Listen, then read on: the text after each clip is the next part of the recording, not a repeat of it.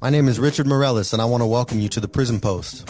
This is your podcast for conversations surrounding the need to reform prisons from the perspective of formerly incarcerated people, community members, and leaders in the restorative justice movement. The Prison Post will feature an episode every Wednesday with people who are in the fight to restore lives and heal communities.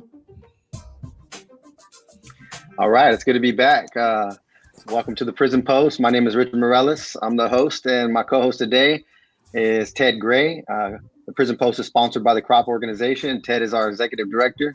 Good to have you with us today, Ted. Thank you, Rich. Good to be here. For sure. We have a dynamic guest today, one of the greatest people that I've ever met in my life. In just a short couple of months that I've known her, I've experienced so much value that I can't stop bragging about her to my mom and to my family and to people that I know. You have to meet this woman. You have to hear her speak. She's just a brilliant and so loving and kind and charismatic.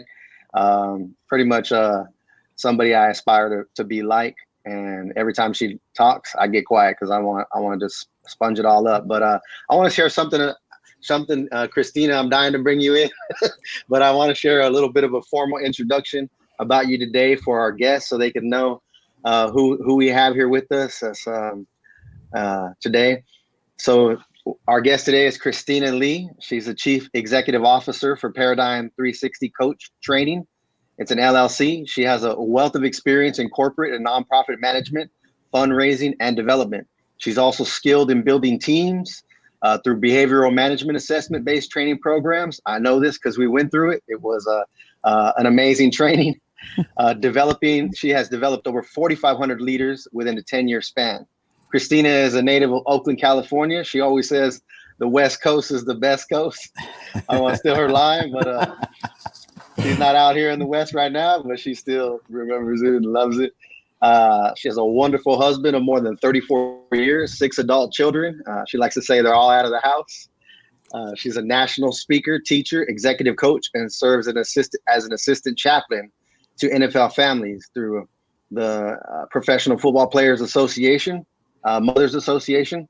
She's a chaplain for her local police department and serves as an EOA board member for one of the world's largest entrepreneurial organizations.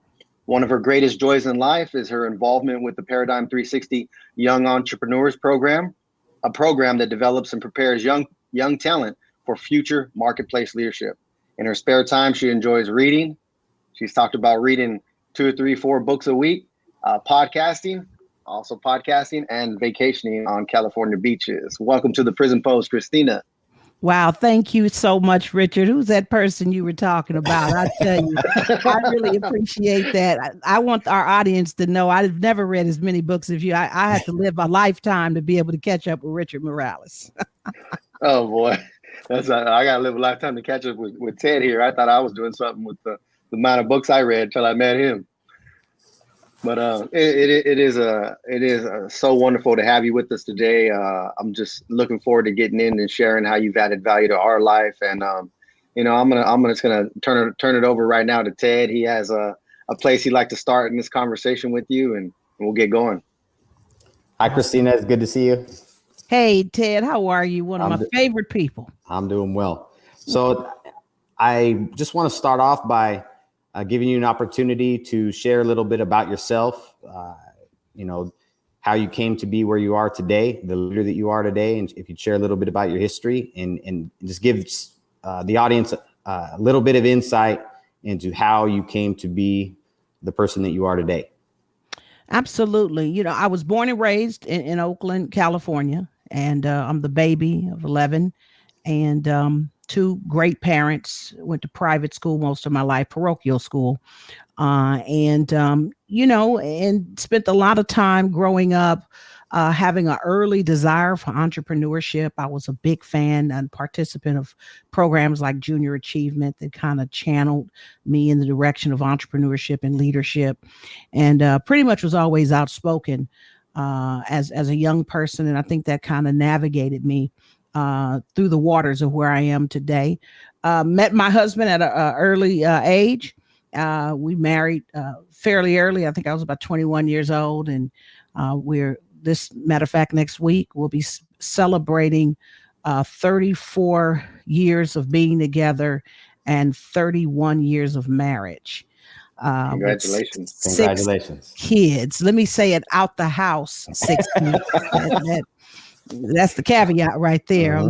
But so we're empty nesters, and we're enjoying life, and this is a new season for us. And I'm also the owner of Paradigm 360 Coaching and Consulting LLC. I co-own that with my business partner, Yvette Hall. And we also own a foundation, a nonprofit as well, where we get an opportunity to do a lot of charitable things for the local Charlotte community and other communities at large. So that's a little bit about me. Not a whole lot of, sparks and things like that, but just a simple life of an entrepreneur. Christina, I would like to ask you, what were some of those early thoughts that led you into entrepreneurship as a young lady, as a young person? Why to entrepreneurship? That's an interesting question. I went to Sacred Heart Elementary School, and there was a gentleman who visited our school from Kaiser Steel in Oakland, and he came to teach. Each week he'd show up with a little kit teaching us about business and economics. And one day he took us on a field trip, and he wanted us to meet the CEO of the Kaiser Center. I hope I'm saying it right, because Kaiser has so many different entities. But anyway, we took this field trip, got to the Kaiser Center, and went up to the top floor, and it just seemed like the elevator would never stop traveling. And once we got off the elevator, it was door after door after door. And I get there, and we open the last door, and this woman turns around in this chair, and she looks like me. She's an African-American woman, and she's the CEO of the organization. And it just blew my mind. I just remember nestling my way through the crowd and taking up most of her time trying to get an audience. And I think that was the mark for me. I drew a line in the sand that day and said, I want to be like her. I had 2 amazing parents, gainfully employed, but certainly I love them, but she modeled something to me that I had never seen as a young person and as an African-American. That was a rarity in the late 70s to see an African-American woman be the CEO of anything, let alone, the Kaiser building. So that kind of started it. And from there, I continued to join an organization called Junior Achievement, went on to win all different types of entrepreneurial awards as a young person. And after that, I spent some time going to college and then decided that I really had this entrepreneur spirit in me. I think I had my first business when I was 16 years old. I sold Linnell's Cosmetics. So I've always had some kind of gig, Richard, something I was doing. And it took a whole lot of failures to get to where I am today as a successful entrepreneur. But I say all that to say that that's kind of what my spark was. And not that I couldn't work for anyone, but my head constantly is in the place of being a visionary. And so that was really what charted my course. That's you're awesome. In good company. The best visionary that I've ever met is Ted, and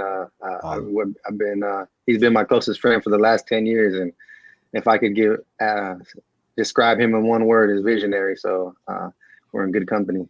Well, Rich is being generous, because I'm probably not even the best visionary on our team. That's probably Ken. But one thing you talked about failure, and a lot of people, people think about failure in different ways. For some people, it's a reason why they should stop doing something. They look at it as, a reason to quit or a reason to do something else. But how does an entrepreneur, and you specifically, how did you look at failure? How did you relate to it? How did you use it to inform your growth and just your trajectory overall? I use this terminology, and it's not mine. It's a widespread term, but failing forward, right? I realized that this is what I'm built to do. And so, of course, I failed at a lot of businesses. I've started numerous companies that didn't go very far. I had a company, maybe what I started about 17 years ago, called Nehemiah Training Consulting. It was probably the closest thing that I had done where I really had made a somewhat of a mark, but nothing like what we've done at Paradigm 360. I mean, we've really been able to scale.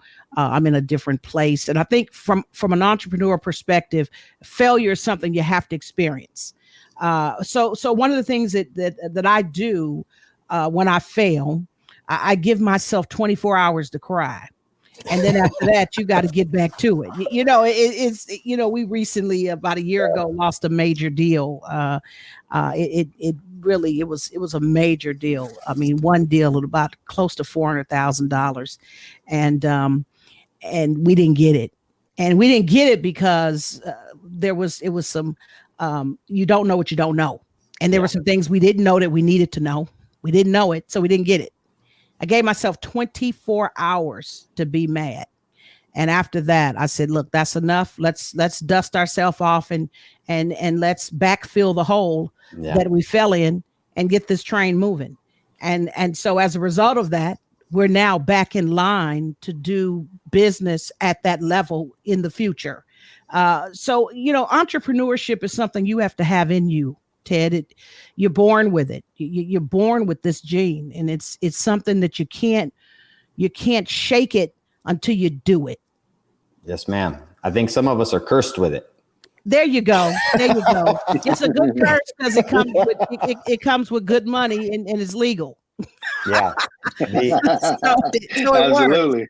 When you're talking about failure, just connecting that to my own experience, I know obviously, our story and my story, not committing a series of crimes in 1999 is probably my biggest failure, but also what put me in a position to really think about my life and think about those failures and what it meant for my future. How was I going to use that? I could use it as an excuse to give up and serve a life sentence mired in mediocrity, or to equip myself and prepare myself, surround myself with great people, and do something meaningful, even in the context of a prison. So, I love hearing when people talk about failure as a good thing, the good that comes from it. The failure itself, may be terrible, but the good that can come of it if you use it in the right way, I think is a powerful tool to have in your toolbox for anyone, not just an entrepreneur, but leaders especially, understanding the value of failure, because it's about learning and growing. So I love hearing that. You talked a little while ago about some of the things that you guys were doing to give back at Paradigm 360. If you'd be willing to talk a little bit more about that, and more specifically, why is it important? Why is it important for entrepreneurs in corporate America to be good citizens, to do things that are building community, lifting their community up beyond the traditional narrative of just providing jobs and stimulating the economy? That's a good point. First of all, I think every entrepreneur has to examine their why. And my why and Yvette's why is tied deeply to our value systems. And so my entrepreneurship or giftedness and talent in that space is really a means to an end, right? I'm trying to build corporate wealth so that I can be a vehicle to be able to help other people be lifted up. That's part of my value system. And so I won't rest well until I can help organizations like CROP or some of the schools that we partner with here in the city. We just this morning, we did a virtual conference for close to 200 students. Last week, we did a professional development for 50 teachers, and we're constantly, I think we impact somewhere around 3,000 kids a year in terms of the number of kids that we reach.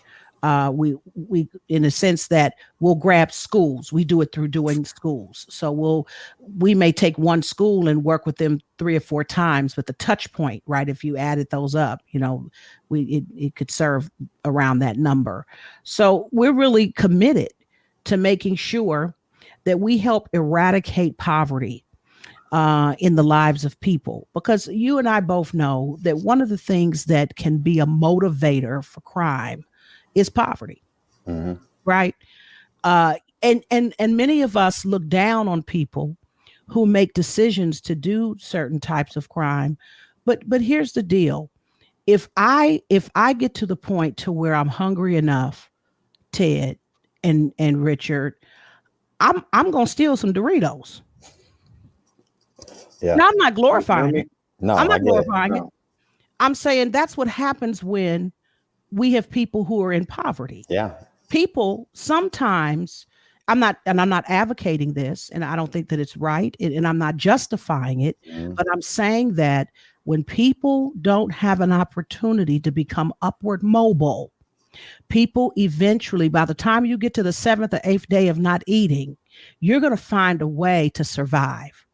And a lot of the things that we see in the inner city is in particularly around Black and brown people, has more to do with survival than just an intent to be a criminal. Sure. Amen. We get that, and we know, like you said, not to diminish anyone's personal responsibility for any of the choices that they make, and for us that we made, but just based on our lived experience, between the two of us, we have more than 40 years of incarceration, living in a system where people are sentenced to life for stealing out of a grocery store. Pizza. So we know that. And I don't know, I'm not sure that society understands it at the level on which it's occurring. Those types of sentences, and things have changed now, and that's good. But there's a lot of people still serving time under the old way of thinking, still serving life sentences for crimes that are no longer even considered a felony. So that in California, we're very familiar with that. The consequences of those are the symptom of the problem that you're talking about with the lack of upward mobility. And that's, just to give our audience a little bit of insight into some of the conversations that we've been having with you recently. You're an executive coach, and you've been talking to us in the last couple months about the value of us going into corporate America and having a conversation about diversity, equity, and inclusion. And yesterday, as I was just preparing for this conversation, I came across this quote from a leader that I have a lot of respect for. He's the founder of IDEO. His name is David Kelly. And he said that the way I would measure leadership is this: of the people who work with me, how many wake up in the morning thinking that this company is theirs? And so from the perspective of diversity, equity, and inclusion, this really resonates with the inclusion conversation for me. If people feel like they belong. Absolutely. And I know you've given us a lot of insight into this concept. I know you value our diversity. And if you would just be willing to talk a little bit about why this is important. Sure. And I think, and I want to, of course, reiterate this 1,000 times. I'm not glorifying anyone who does things that are against the law. I'm telling you that people make choices to do things that inadvertently bring about a failure, because some people are caught between systemic racism and systemic, poverty issues that unfortunately keeps them bound. And so from an equity in diversity and inclusion perspective, it's very important that we start to look at how laws and policies are written so that things can be equitable, so that people can get a leg up, so that people like you gentlemen could come out of the prison system and have upward mobility, so that you can vote in an election, so that you can have all of the opportunities that other people have that for whatever reason privilege was had their name on it. There's a lot of American people that privilege doesn't have their name on, and that's not necessarily just black and brown people, that's white people as well. And so I think that diversity, equity, inclusion we have those of us who are business owners, we need to be very conscientious that the diversity component of our vision statement is loud and clear, that we are inclusive, that we are making certain that we help those who have been disenfranchised. That's very important. And that includes people who are coming out of the prison system, who's been reformed, and the so-called system has done what it was supposed to do, right? Yeah. And so when you come out and you can't get employment and you can't get housing, then what do you want me to do? You're setting me up to fail all over again. So sometimes the system is not designed to help people who need it the most. And so, I think there's a huge component here of diversity, equity, and inclusion. And we have to do better. We have to do better at the way we deal with eradicating poverty in the areas that we can, so we can make a sustainable change and difference in the lives of people. Yeah, because all people count, Ted. All people count. Amen. And when I was blessed, and I recognize that I was blessed when I paroled into a turnkey life. Mm-hmm. I came home and I had a place to live. I had a great roommate, Rich. I had some financial support. I was able to get a driver's license, my social security card, vehicle. And I understand that is not the norm. That's not the norm. And what we're doing, this is a shameless plug, Christina. So it gives me a great opportunity to talk about the importance of our own mission. And that is to level the playing field for those who are reentering society, and our goal to reimagine reentry.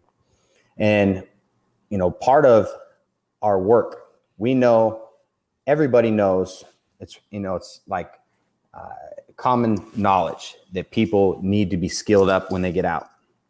We talk to employers and they say, this is, we're open to hiring, but people need to come out with a base level of skill.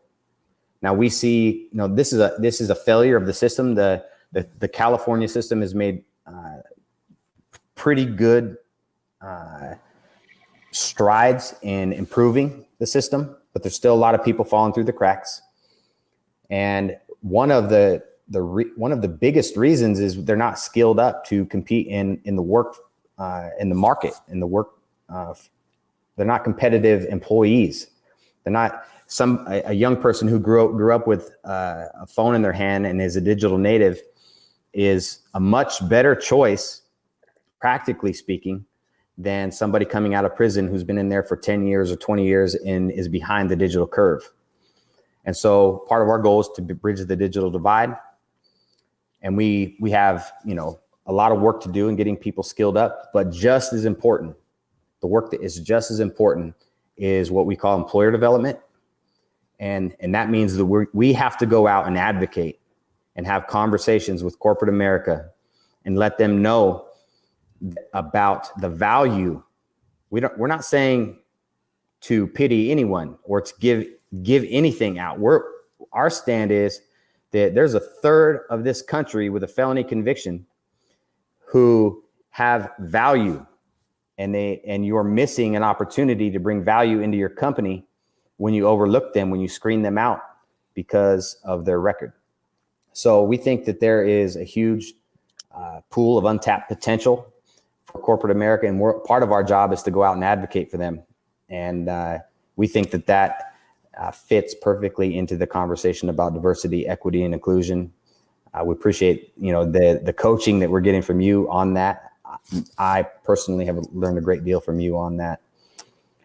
So there is the broader diversity, equity, and inclusion conversation. And like you said, there's something that more specifically, there's populations within that group that need specific support, and formerly incarcerated people are only one part of that.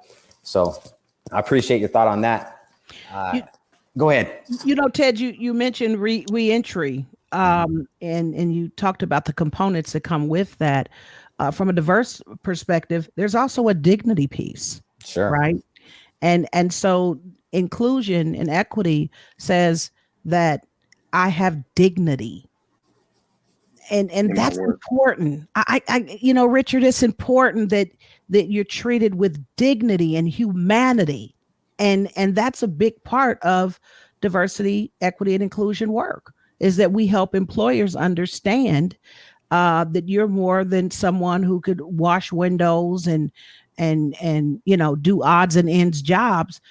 There are gentlemen like yourselves who have countless degrees, more degrees than some people in the professional world. Yeah. And there are people who are not degreed, who have read and prepared themselves over the years that they've been incarcerated, and they are more than ready to come out and be in leadership roles. And we are missing a great opportunity in this whole piece called reentry to add value and dignity to the life of people. Yes, ma'am. Absolutely. But we'll use these people in prison and pay them 8 cents an hour so that we could benefit, right, on the opposite side. So in one sense, we see value when we're getting cheap labor. But we don't see that, but that does not always translate on the outside to value into a sustainable wage where people can live decent lives. Listen, everybody wants to be able to pull into their garage, hit the little door, the little garage button, watch the thing roll up, pull a car in, kiss their kids, open up the refrigerator, get a beverage, and sit in their favorite recliner. That's what everybody wants, right? Yeah. And with a 50-inch TV or 65. There you go. And so I think that we've done a disservice, and we've gotten this thing wrong from a perspective of equity. There's not the same value, and we've not placed the value in the places that it needs to be with people who are men and women who are coming out and reentering into the workforce after they've been formally incarcerated. I think it's a shame. And so anything I could do to further that movement and show the dignity. Like, I don't like the word ex-con. I told Ted that. I said, I don't like that word. That's not dignity. That's not a dignified word. And so we got to find ways to be able to present it in a way that people still feel valued. I was blown away.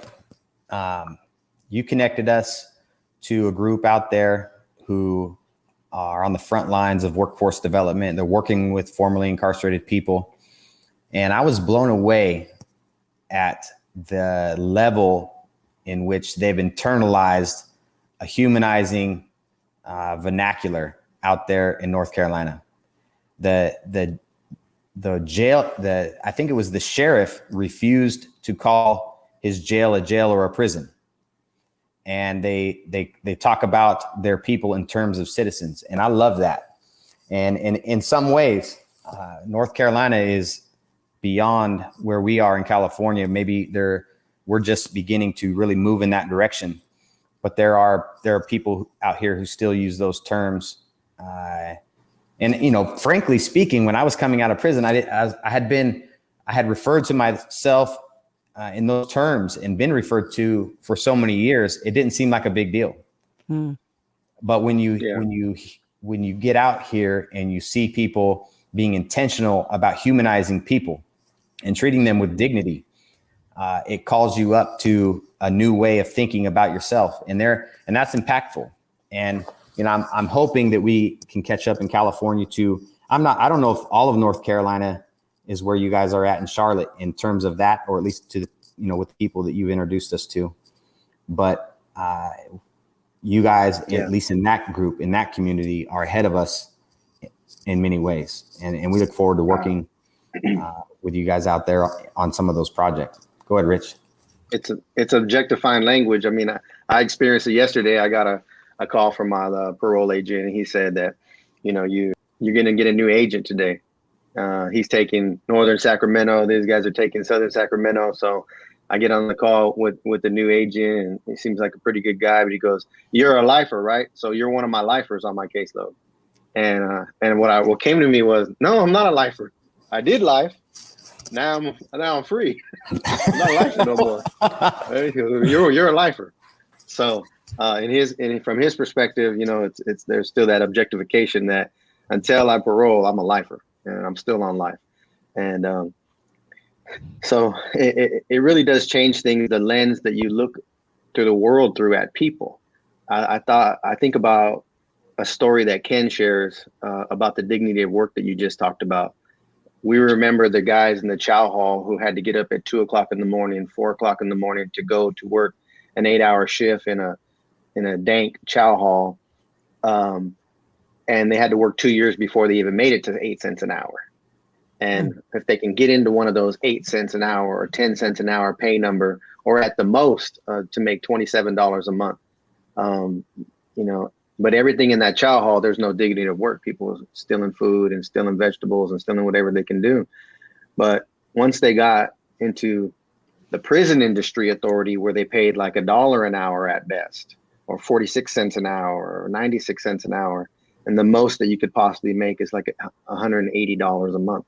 And there's only be like 1 or 2 people in the prison. And even though that's really nothing, and it's still, to me, an injustice, but the difference is those guys were up, ready to go. They were walking as fast as they could to get to work. They were proud of their work. They would talk about the furniture they were building. If there was overtime available, they would sign up for the overtime, because in there, that was more of a livable wage than 8 cents an hour, especially after they take 55% for restitution. So I understand that, and I see it out here as well. I went to Jack in the Box yesterday, and the guy at the window's like, "What's up, man? What you want?" And versus somebody who's making a livable wage, and they might treat you a little bit different. But anyway, those are some of the contextual stories that come to my mind when I hear that. Yeah, I think that, though, listening to the context of the culture of even a employee that will refer to you as a lifer, right? So if he worked for me, he'd be fired, because at the end of the day, you cannot continue to label people. And I think there are some people, not yourself, Richard, but there are some guys that would have internalized that, and it would have taken them to a very dark place. Mm-hmm. And so we have a responsibility as a community to make sure that we reform our language so that we can build a healthy culture for people who are coming out of incarceration, and so that they can reintegrate into society. I can't reintegrate if you are continuously calling me out of my name. I'm not a lifer. That goes with from the perspective of the diversity, equity, and inclusion. The inclusion part is an important part. If you're a number, or if you're something other than your name, it does not feel, if you can't vote, that's right, it doesn't feel like you belong. So to the community, I would say that the way to measure inclusion, and just going back to that quote, do people feel like they belong? Do they feel like they're part of something bigger than themselves? Are they included? And that is and it moves beyond just the diversity conversation, because you can meet the quota.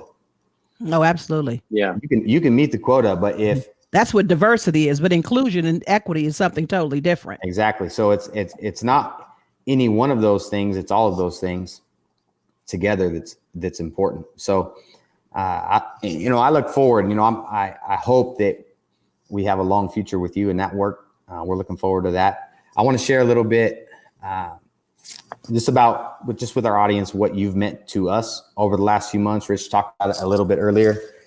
But first, I almost forgot. Would you catch people up and just kind of tell the story about how we crossed paths and how we came to be in your life? Yeah, my business partner calls me a stalker. My husband and I happened to have been watching the Lisa Ling special that was aired on CNN. And, I'm one of those, I think part of my entrepreneurial mindset, as an entrepreneur, you got to set goals and you got to be audacious. You cannot think that you can't do what you set out to do. And I think there's a part of me, there's a fight inside of me that says anything I set my mind on, I can do. And that includes how I met you all. I was watching the show and I was just immersed in it. And almost to the point that at the end, if Jason hadn't have, got vindicated, I was going to be mad. Like I was ready to tear some stuff up, I'm thinking this thing can't end the way I think it's going to end. And thankfully it didn't. But at the end, I told my husband, I said, I got to find these guys. So he said, what you gonna do? I said, I gotta find them. He said, they're on CNN. How you gonna find them? I told him, William, I'm gonna find these gentlemen. And so the next day, it just bothered me all night. So I'm a person of faith. I'm a Christian, and I love the Lord. I hope it's okay to say that on this platform. Ma'am. Absolutely. And that night, I remember praying and asking the Lord to allow our paths to cross because I wanted to expand the kingdom through serving you. And whatever I could get to you, but I knew that I could get something from you, which was wisdom. I was just amazed in what you all had established. And so the next day I set my day up and I started Googling and calling around and ended up calling the Palmer School, talked to a wonderful woman. And, it was kind of crazy because it's like, who does that? Like, who calls a school asking for people who, were formerly incarcerated? And, I know it kind of probably took her by surprise. And I said, ma'am, I'm not crazy or spooky. Please trust me. And it was a blessing that in a way that it was a Catholic school and not a public school, because they probably would have hung the phone up in my face. And so I started leading with, your normal sales call. I went to Catholic school. I went to Sacred Heart, and so she and I found this common interest. And then, I started pouring my heart out and she started pouring her heart out about how awesome you all were. And so we hung up and then she called me back and she said, I've been thinking about our conversation. And she said, would you like to be on a webinar tonight that we're having? And she said, this person's going to be there and this person's going to be there. And you won't be able to speak, but you can listen. And you couldn't tell me nothing. You could have sold me for a penny and had change after that. I was excited. And so then right before that happened, Jason sent me this email because she had contacted Jason and told Jason Bryant about the conversation. And I thought, it's less than 24 hours since I said that prayer. And the next day Ted was out of town and we jumped on a Zoom, Richard and Ken and Jason. And I remember that. I think I broke down and cried on the call because I shared something with them that was very personal so that they knew that I had some buy-in. The first thing I said was I want to come with a donation. And so, because I wanted them to know that I was really, really earnest about this wasn't just, I wasn't playing. I was serious about it. And then the second thing is it became so transformational and so authentic. I shared something very deeply and meaningful for my own life with them. And I think that really gave us a level playing ground. And I knew that we had to do something to continue to partner with you, to walk alongside you. I wanted to make sure that as you all have already began the art of paying restitution, what could I pay back in your life as a reward of saying thank you for working so hard on your personal lives, your personal convictions. I needed you to know that somebody heard your story and felt your heart. I needed you to know that you weren't a convict to me. You weren't an ex-con, that you were Ted and you were Richard and you were Jason and Matthew and Ken. I needed you all to know that a just man can fall 7 times, but he can get back up again. There were so many things that I wanted to communicate, and I feel like I am on assignment to do whatever I can do to be a blessing in you all's life, because you all are the portrait of redemption. Well, thank you. You all are the portrait of redemption. And if the California state prison system has ever done anything good, if they have to look or think about it, they could look to you all. That's generous. And they can see that good can come out of the system that is designed to do justice, right? We do want justice. All of us want to go to a place and know that justice can be served when it needs to be served. But we also want to know on the opposite side of that after the justice has been paid, that people have a right to re-enter life and society and be treated as well as those of us who never had to go through that situation. You all need to be treated the same way. And so I just, at that point, every time I would get on the phone with you all, it would take me 20, 30 minutes to power down. I'd sit in my chair and say, how could I live up to the testimony that these guys have? You all have a book out. I encourage your audience to read it.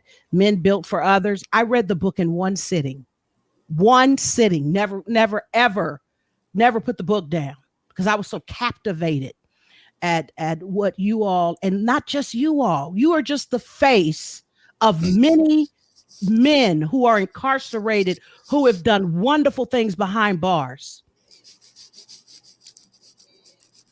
Amen to that. Right. Yeah, it's not just you all. There's many men. There's many men who've said, you know what? I'm going to change my life. I can't change what I did, but I sure can change my future. I can't change who I used to be, but I sure don't have to be who I was last week or the month before. Right. And they've made a line in the sand, and they've walked a different walk, and they've talked a different talk. And for that, we need to be willing to accept the change and the transformation that comes out of our prison system when we see it. I appreciate so much the way that you just shine the light on something that's very important to us, and something that we say as often as possible. We never want people to think that there's anything special about us. And what I mean is that we're unique in the way that we've transformed our lives. There's nothing special. There's lots of people. Not everyone has had our platform. Not everyone has had some of the opportunities. Not everyone has, been blessed to be at the same facility with the right guys at the right time to do some of the things that we've done.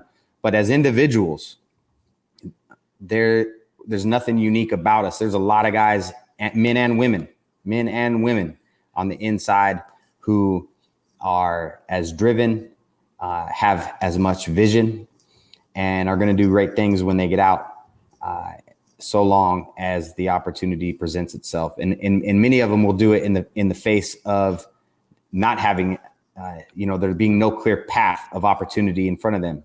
They'll make that opportunity. They'll create those opportunities for themselves. And there's a lot of people on the inside who have, innumerable gifts, an indefinite number of gifts, and are going to add value to society when they get out. So it's important. Maybe we don't say that enough. I mean, we say it a lot, but I don't know if you can ever say it enough. And that you recognize that means a lot to us, and appreciate it. I want our listeners to know Christina's a special you She's an incredible leader, as I think we've heard.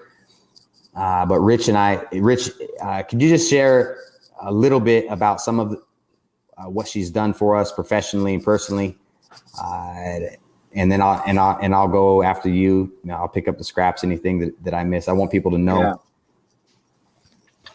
Yeah, definitely. Christina talked about that first call, that Zoom call that we had with her, Jason, Ken, and I, and Yvette. And I remember that call, and I remember her saying that she wanted to give a donation, but not only that, I want to invest in your lives. And that for me, that hasn't been a regular thing for most of my life, to have people come alongside and say that I believe in you. I see you for who you could be. I'm proud of you. Just the full package of the mother, the mentor, the leader, the world changer, and saying, I want to invest in you guys. I see something, and I believe that you saw something in us that, we're driven and visionary, but you saw things in us that we may have not even seen for ourselves and in ourselves. And I really appreciate, and all of us really appreciate as a team, the way you've invested in us with your time, with your talent, with your treasure. And, Ted brought those things up, articulated them. And I said, not only that, not only with our Ted, with our time, with your time and your team's time, your talent and your treasure, but also saying, and here's these opportunities. Let me introduce you all to some opportunities. And I just think of how would the world be just a much better place if leaders and executive coaches, and I think about your tagline for Paradigm 360, building world-class leaders one at a time, and if they were to look upon people as they could be and say, I'm going to invest in them. And as I'm investing in them, I'm going to see opportunities for them. I mean, most people are trying to, worrying about themselves, or many people are. So, that's some of the things that Christina has shared and been doing. But the great thing is she took our team through about an 8-hour training session with all of us, and tricked us a little bit in the best of ways, where we did this test that was anonymous as a team building, where a bunch of questions, maybe 100 questions, were asked about our team, and then we all answered in certain ways. And then once we came to the actual meeting for the 8-hour training, we got to see the results. And she really lays it out in this program. And I know it was with the acronym DISC, through Patrick Lencioni's trainings. And what it did was we got to see all of our personality types. And then those things that we answered anonymously, we were able to say, she teed us up with some questions like, do you remember who answered this way? Would anybody be willing to share if they answered in this way? I'm like, oh, yes. All right, here we go. That was me. And the feedback I have is, and what it did was it helped us, because we're busy, we're working hard. Yes, we love one another. We're friends, we're brothers. And at the same time, we're working hard and we're learning, and we've been gone for 20 years, but it gave us an opportunity to reconnect with one another. It gave us an opportunity to be authentic about with the areas where where we could see improvement, the areas where we may be failing. Gave us an opportunity to fail forward, and it gave us opportunity to do the 24-hour thing, go, like you said, I'm one of them guys going to hurt a little bit longer, so 24 hours didn't used to be enough to experience, my pain and grieving. But you know what? Feedback is great. We used to say feedback is the breakfast of champions. Oh, I love it. So she invested in us with our team building training. And these trainings aren't free. These are things that people would pay $8,000, $10,000 or more for their team. And, not only that, but we've now been on the road I think we're going to start our third session later on this afternoon for our coaching training. And we spent time on the inside learning on a little bit about life coaching and transformational coaching, but it was nothing like this. And the way that your program, the manual, the way that you take the content from the manual and talk about it through the context of your own life and your team's life, and the way that it's written, which has given us the opportunity to learn as coaches, hands-on training, get to do it's masterful practice runs, and also, you know, you're taking us through a 3-month program to become certified coaches and certified life coaches and transformational coaches. And, you know, it's really a priceless gift to me. I'm just grateful and humbled. You know, so there's only a couple people in this world that I have on my top 5 of the people that I just really look to as mentors. And when they talk, I talk a lot. So I close up and I listen, because, you know, it's my grandpa and Ted's dad. And you become one of those in a very short amount of time. And I think it's because of the way you just cared about us and embraced us and set us on a path that will impact our lives for the rest of our lives. I just want to say thank you, Christina. I want to say thank you to you all. I am godly proud of you gentlemen, and the example. You know, every now and then God will create and put some super on a person's natural. And we see that in guys like C.S. Lewis and, you know, just guys that have made great contributions to the gospel, or Martin Luther King's, and, you know, guys like Gandhi, who, right, stood for peace, Mother Teresa, right? Every now and then we'll get people who we see something extraordinary. That's what God has done with you all. well There's a lot of gentlemen and women who are incarcerated, who are doing some great things in their personal lives for change and transformation and to pay back the restitution. But I think that he has taken something of a print that he is kind of doing something wonderful with you all, and he's positioned you and given you a platform. And I can't do anything but support that. I'm so proud of you, Richard. I'm so proud of you, Ted. Your audience have no idea the hours that you all work, the endless hours that you work, the 12, 13, some of you working 15 hours a day, for other people, because you're men built for others. So I can't think of doing anything more than I can't do enough, Richard, to come alongside and champion that. So you guys are a rare breed that we only get a chance to see maybe once in a lifetime. There's some leaders that you'll come across great people, but then there's leaders that, you know, they're the GOAT, and you guys are the GOAT of reentry. Right. Well, we love that. Appreciate that. And I mean that from the depth of my heart. Thank you. And you said something, Richard. Now I'll defer to Ted after this, but I've always told my children, the top 5 people in your life, the top 5 people you text, the top 5 people you call, take a look at where they are in life, and you'll see your net income. You'll see your net set of values. You'll see the way that you net out in culture. And when you talk about Ted and Ted's dad and the other gentlemen being in your top 5, the reason you're experiencing the success is because there's nothing other than success around you. And that's what our guys and our young ladies coming out of the system, those are the things that they have to do, is really be able to see themselves with a top 5, with a circle of people who are trying to go directionally in the same place that they're trying to go. Love that.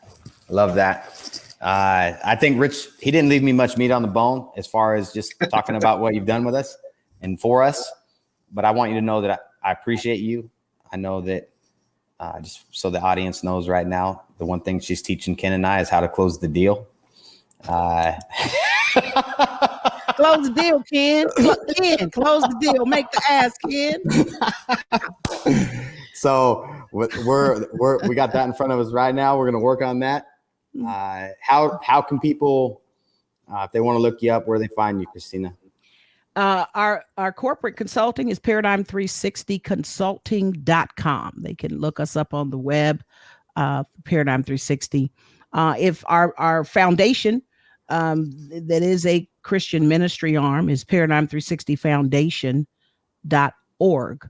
And we have a app in the App Store called the Global Leadership 360. Again, it is a Christian platform, so I don't want to give anybody any surprises if that's not what floats your boat. But if it does, check us out in the Apple and the Android platforms. But most of all, before you don't even think about sowing into our foundation, I'd love for you to sow into Crop, and I'm sure Ted and Richard will tell you how to make some type of financial support and contribution or gifts and talents to the Crop organization, because this is where my heart is right now. And so I defer all gifts or anything that anyone wants to send our way. I would like for them to do that for Crop, because the work that you all are doing in the state of California and across the country is unprecedented. Thank you, Christina. Rich, you're the host, brother. I'll let you close us out. Yeah, definitely. As Christina is very gracious. But definitely visit her website. I have never been a part of a training that is so impactful. If you have a nonprofit or a business and you need coaching training, I just encourage you to go to her website. Is it paradigm360consulting.com? Mm-hmm. Yes, sir. Yes. And just check them out. It's a state-of-the-art website. The very first thing you see is brilliant, and they are about their business of building world-class leaders one at a time, and I aspire to get there. If you want to reach out to us at Crop, definitely croporganization.org. We want to encourage you to visit us, see what we're doing, see the latest of the work we're doing to reimagine reentry. Restoring lives and healing communities is our tagline. We are, as Christina shared, we're serious about it, and we just care deeply about our formerly incarcerated brothers and sisters, about the currently incarcerated, and we found the holes in what's not working with transitioning out here, and we believe we plugged the holes, and we believe that we're onto something major here, and we'd love your support. Again, you can visit us at croporganization.org. If you'd like to visit us on social media, you can go to our Facebook at Creating Restorative Opportunities and Programs, Instagram, Crop Organization, LinkedIn at Crop Organization, and on Twitter at Crop Organization 1. We appreciate you following us. Subscribe here to this YouTube channel at the Prison Post. And thank you so much for tuning in today. Again, we got a podcast going out every Wednesday. And the last series that we've been doing is interviews with those who are currently incarcerated and hearing their transformational stories. But it's good to be back also with the video cast here on YouTube. Thank you so much for joining us today. This has been another episode of the Prison Post. Great to have you, Christina. Thank you, Christina. Thank you so much, gentlemen. Listen, my time is up. I thank you for yours. I'll see you all at the top. All right. That's it. Take care. Thank you. Thank you for listening to The Prison Post, a production of the Crop Organization. We'll be sharing more stories from the world of prison reform and restorative justice, so please join us. You can listen to The Prison Post on all major podcasting platforms. Subscribe to our video cast on YouTube and like us on Facebook at The Prison Post and at Creating Restorative Opportunities and Programs.